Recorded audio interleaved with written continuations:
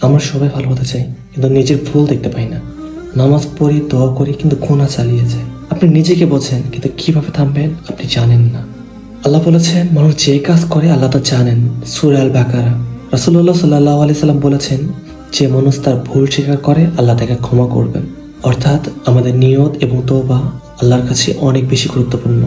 দয়া আছে, কিন্তু কাজের প্রতিফলনও চাই। আজও ফিরে আসার সময় আপনি নিজের ভুল স্বীকার করবেন, নাকি কাল বাধ্য হয়ে জবাব দেবেন? আমরা সবাই ভালো হতে চাই, কিন্তু নিজের ভুল দেখতে পাই না। নামাজ পড়ি, দোয়া করি, কিন্তু গুনাহ চালিয়ে যায়। আপনি নিজেকে বোঝেন, কিন্তু কিভাবে থামবেন আপনি জানেন না।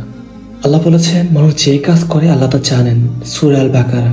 রাসূলুল্লাহ সাল্লাল্লাহু আলাইহি সাল্লাম বলেছেন, যে মানুষ তার ভুল স্বীকার করে আল্লাহ তাকে ক্ষমা করবেন।